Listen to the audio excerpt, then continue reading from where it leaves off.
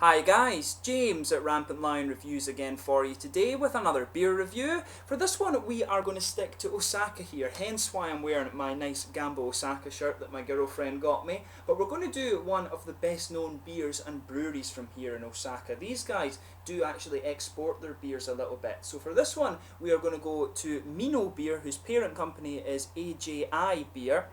And I've tried this one before. This is their Imperial Stout, which is a very, very well decorated beer. It comes in at 8.5%, and I tried this quite a while ago actually. It's a really nice big coffee Imperial Stout. So a big thank you to my friend Lee for getting me a bottle of this one to review for you here on the channel. I hope you enjoy the review, and thank you for giving me the bottle. But anyway, as is usual with my beer reviews then, I'll tell you a little bit about the brewery. If you do want to get straight to the tasting, just fast forward. All the usual links are in the video description below. That's the brewery website, the link to my future reviews that I'll do from Minoh Beer. This is the very first time I'm trying one of their beers, of course. There's all the usual social media. Make sure you check that out. If you want to see more beer reviews, do subscribe to the channel. And as always, to those of you watching in Japan, please do give me a few recommendations about beers and breweries that you guys would like to see me review. I know there's a lot of good breweries here, but the language is a little bit of a barrier, so it would be great to hear from you guys, the viewers, about what beers I should be reviewing while I'm here in Japan. So anyway, to tell you a little bit about Minoh Beer and AJI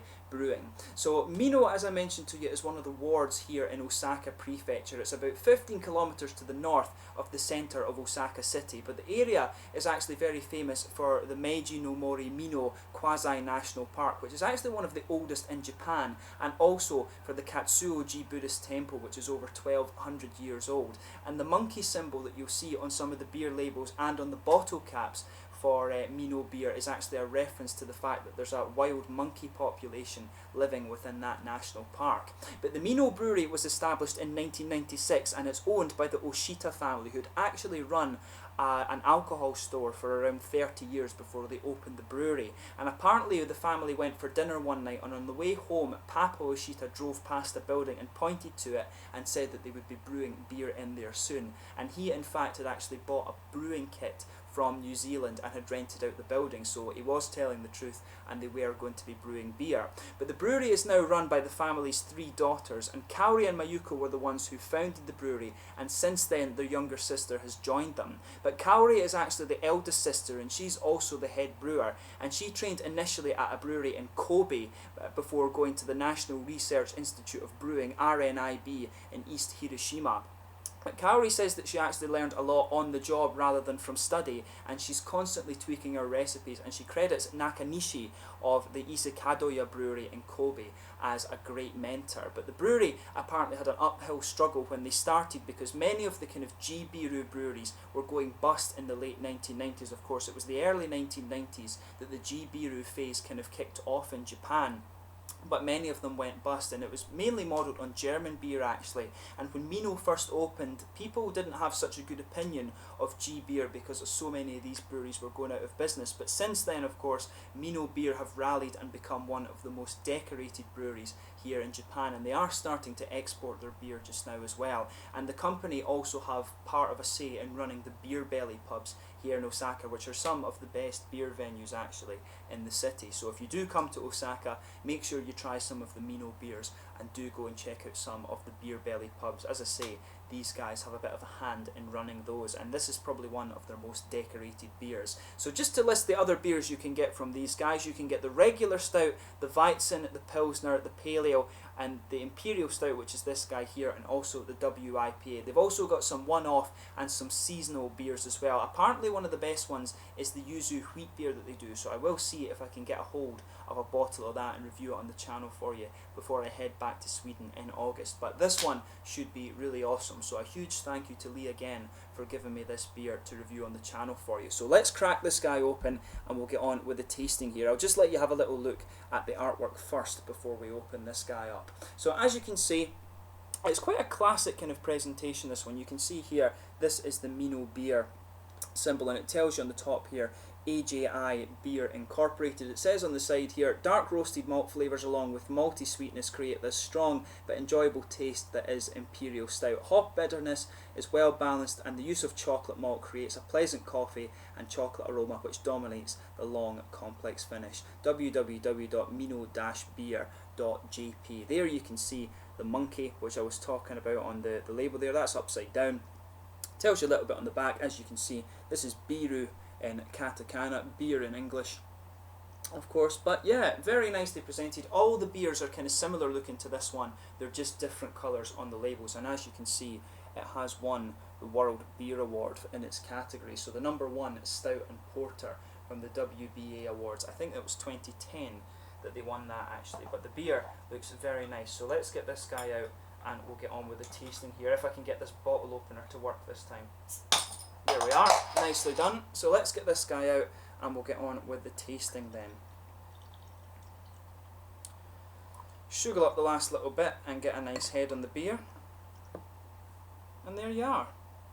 You can smell the nice chocolatey and coffee malts on this one as you get it out and into the glass. It looks absolutely lovely. So as you can see, this beer has poured exactly how you would expect. A nice dark ebony rosewood colour. It looks absolutely beautiful. There's some big bubbles sticking towards the side of the glass there and a few little ones just going up towards the bottom of the head, and there's a half finger, maybe a 3/4 finger of a frothy beige tan head. If I put my fingers behind the glass, you can see it's not transparent at all. It is very, very dark. Definitely a dark ebony rosewood colour, this one. It looks really, really nice. So yeah, let's have a look at the aroma of this one then and we'll get on with the tasting. So yeah, as you would expect from this one, it's a really nice kind of sort of roasted chocolatey coffee you're getting from this one.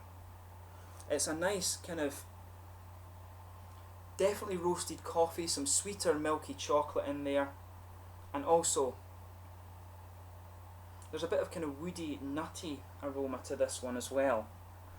It's definitely got that nice big roasted coffee Imperial Stout. From what I remember of this one is definitely for lovers of people, or people who are lovers of the kind of coffee stouts and the coffee and dark roasted Imperial Stouts. But big dark roasted malts in this one, kind of black malts, some sweeter chocolate, a bit of coffee bean in there, maybe a little bit of licorice actually, but really it's more coffee and chocolate that's coming out of this. But there's a lot of earthy hop in there as well. Yeah, it's actually quite a simple aroma, this one. Some nice chocolate elements, maybe a bit of woody and nutty character in there as well. But overall, big dark roasted malt, a little bit of coffee, sweet chocolate, and also a lot of nice earthy hop in there. Maybe a little bit bready too, a kind of rye bread aroma coming out too. But it has everything that you'd expect of an Imperial Stout. So let's get stuck into this beer then. So this is the Imperial Stout from Minoh Beer, part of AGI Beer Incorporated from Minoh here in Osaka, Kansai, Japan. Kanpai. Thank you again to Lee for this beer.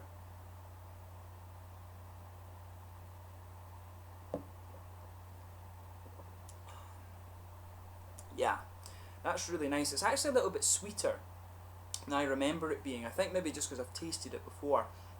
But it's a nice, sweet, chocolatey coffee taste. This one definitely is for the lovers of coffee stouts. It really is beautifully done. If you enjoy that kind of style of beer, you will definitely enjoy this one. It's really lovely.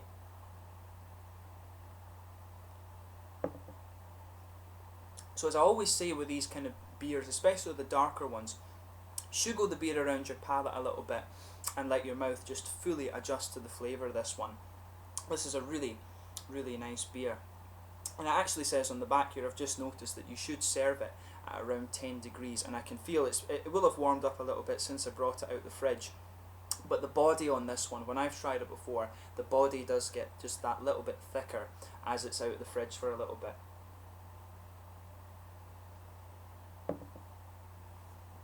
But this is just at the right temperature just now. I'd guess maybe about 7 or 8 degrees. You're getting a nice bready character that just blankets the middle of the palate there. It's almost like a little bit of a rye bread character, but that's actually quite subtle. In the middle of the palate, you're getting these nice black malt, but mainly a kind of roasted coffee aroma coming out of this one. It's a nice roasted kind of coffee bean flavour that just lingers there in the middle of the tongue, and that dryness continues on into the aftertaste. It's really, really nicely done.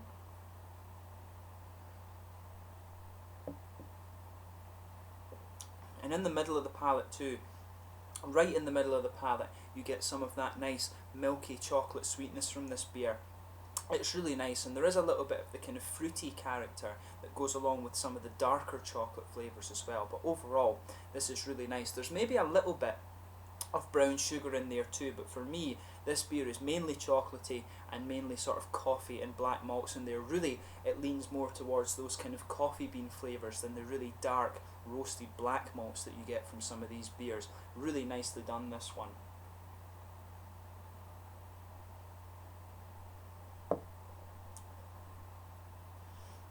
I want to say there's a little tiny bit of nutty flavour in there, but it's very, very subtle. It's almost more like almonds rather than peanuts actually. It's just got that very smooth nutty character to it, but that's a very, very subtle flavour. I might be picking it up wrong, but there is, for me, just that tiny little bit of nutty flavour that mixes with the chocolate right in the middle of the palate.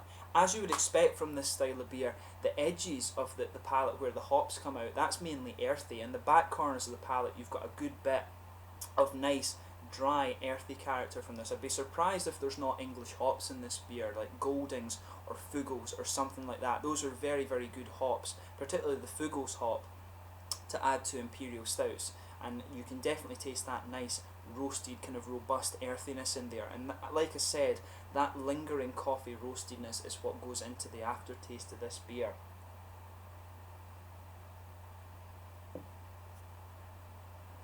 But as you come further forward, the hops actually smooth out, and it's really a very smooth earthiness that you get around the front of the palate. Maybe even perhaps just a little tiny bit of grassiness, but really the hops start off in the back side of the palate as very earthy, a little bit bitter, and it just smooths out as you go round that front curve of the tongue there, and the hops are almost not noticeable around here. But as you go towards the front of that palate there, that kind of coffee taste just lingers on the edge of your tongue there. But it's very, very nice, and the flavours blend together really well in this one. The coffee, for me, you can feel the flavour in this beer building as it starts to warm up slightly, and of course when it's in the glass it will warm up just that little bit more. But this is a very, very good beer. As I said, rated, I think it was 96 on Rate Beer, but it was rated something like 60 within the style. I don't quite understand that right enough, why it's rated so low within the style, but for me it's a very, very good beer. That rating of 96 is definitely about right for this one. It's really, really nice. And the one thing that is interesting about this beer is the body. So with this one, it's more mid-bodied than full-bodied, and it's actually quite a common thing with Japanese beers, is they tend to be, like for an Imperial Stout, 8.5% is on the low side of things. And Japanese beer does tend to be a little bit lower in alcohol than some of the stuff you'll get in America, of course. That just tends to be the way it goes here. But it works out very nicely. This one's a bit lighter too. It's mid-bodied rather than full-bodied. Quite light in the mouthfeel for an Imperial Stout, like I was saying.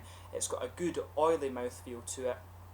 Carbonation is very, very smooth, but there's a good blend between the sweetness from the malt base and also the more bitter characteristics of the beer. The bitterness comes from the hops, and there's a bit of sweetness from the malt base, the chocolate too, but there's also that kind of robust, quite coffee-ish flavour in this one too. But overall the flavour blends together very well.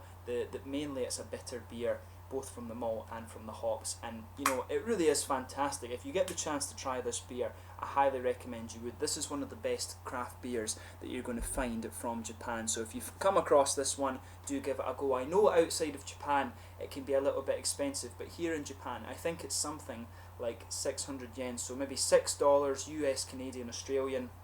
Probably I think that's around £3.50, something like that in the UK, so that would then be about €5 or something for a bottle. So it is a little bit expensive, but it is one that is definitely worth trying, so make sure you give it a go if you get the chance. But until the next time, Thank you for watching my beer reviews. Let me know your own thoughts on this one in the comments section below. Really cool to do my first beer review, particularly from here in Osaka. So once again, up to Gambo, Osaka. Thank you to Lee again for giving me this beer. Until the next time, please like, subscribe, share, all the usual YouTube stuff. Go and check out this beer in particular if you're a fan of nice coffee stouts. If you are interested in Japanese beer, make sure you try some of the Minoh beers. These guys are one of the most decorated craft breweries in Japan, quite rightly so in my opinion.